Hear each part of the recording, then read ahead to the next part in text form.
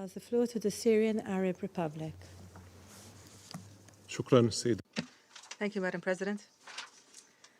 Madam President, what our region witnessed yesterday is a natural and inevitable outcome of repeated aggressions and grave violations of international law and the United Nations Charter perpetrated by the Israeli occupation authorities on the territories of my country, Syria, and other countries.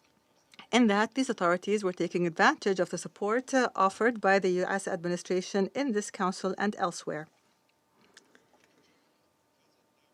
This American support, this blind and unlimited American support, has led the occupation authorities to mistakenly believe that they are above the United Nations and above international law and above the conventions and the resolutions that were adopted by our organization for decades. The support led these authorities to believe that they can continue perpetrating their crimes and their escalation of the situation in our region with no response and no consequence. My country, the Syrian Arab Republic, has warned the Security Council and the Secretariat repeatedly in official letters, warned of the dangers of an escalation, of the explosion that the Israeli occupation authorities are trying to spark to cover up for their military failure in Gaza and to find justifications for it to continue its genocide and other atrocities against the Palestinian people and the accompanying hysterical attacks on countries in the region. In our letters, we have repeatedly called upon the United Nations and the Security Council to take immediate action in accordance with their mandate. However, the U.S. administration and a number of its allies have obstructed any movement by the Security Council to shoulder its responsibility in the maintenance of international peace and security and putting an end to Israel's crimes and holding it accountable. The behavior of these countries is nothing new. These countries have prevented for over 7.5 decades the United Nations from shouldering its responsibility to put an end to the Israeli occupation of occupied Arab territories and to return legitimate Arab rights that are inherent to those who hold them and in accordance with relevant United Nations resolutions, at the forefront of which are resolutions 242, 338, and 497. These resolutions are the basic foundation and the essence of a resolution to the Arab-Israeli conflict and the best means to deal with the repercussions of the Israeli occupation on the region, including the crises and challenges that it entailed. Syria holds the Israeli occupation authorities and the U.S. administration fully responsible for the Israeli attacks and any additional escalation that threatens peace and security in the region. Syria stresses that our region has suffered enough from the violations perpetrated by the Zionist entity and the U.S. administration and its allies, violations of international law and the principles and purposes of the Charter. The time has come to take serious action where these states reconsider their destructive policies in our region and against our peoples.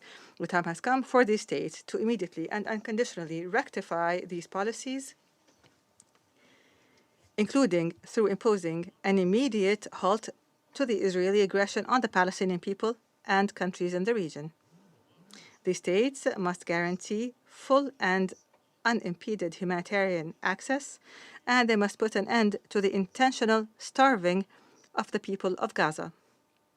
Moreover, there must be an end to the illegitimate military presence of U.S. forces on the territory of my country, Syria.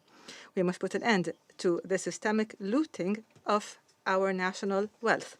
We must put a stop to the sponsoring of terrorist organizations and separatist militias. We demand a full and unconditional removal of the unilateral coercive measures, which in themselves are a form of economic terrorism and collective punishment that the Syrian people must be freed of. Madam President, we have listened to the statements delivered by some Western delegations, which have once again expressed their approach of hypocrisy and double standards.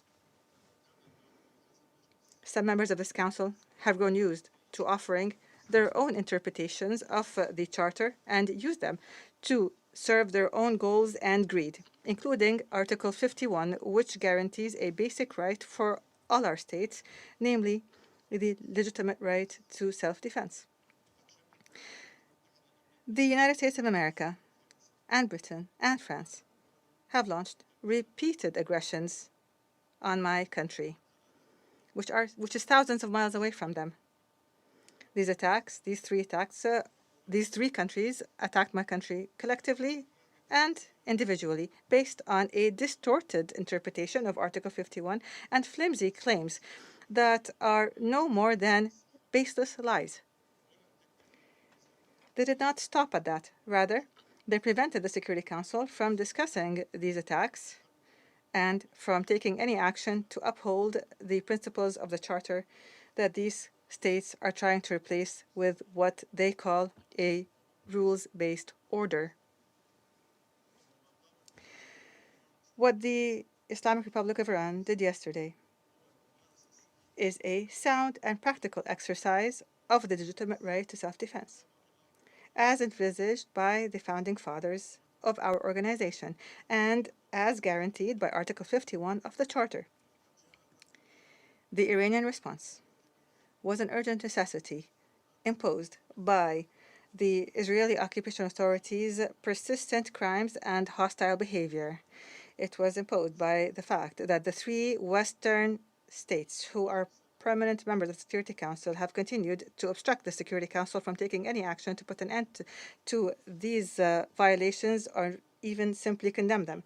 This was clearly manifest in the fact that the United States, France, and Britain obstructed the issuance by the Security Council of a press statement that condemns the Israeli terrorist attack against the Iranian consulate in the Syrian capital, Damascus, which was a clear violation of all international conventions and rules which guarantee the inviolability and immunity of diplomatic premises and personnel. And what else is to be expected from those who, along with their allies in the NATO, barbarically shelled the Chinese embassy in Belgrade in 1999? In closing, Madam President, on the 25th of April, 1945, the San Francisco Conference inaugurated its proceedings, laying the groundwork for the United Nations and the Charter, which is the guiding star for our collective action. And in the Charter were basic principles that confirm the need to respect sovereignty and equality between member states regardless of their size. Today, and more than ever before, our countries must uphold these principles, because upholding them means the success of the United Nations and its mandate, and violating them means dismissing the rule of law and replacing it with the law of the jungle, with wars, and with instability.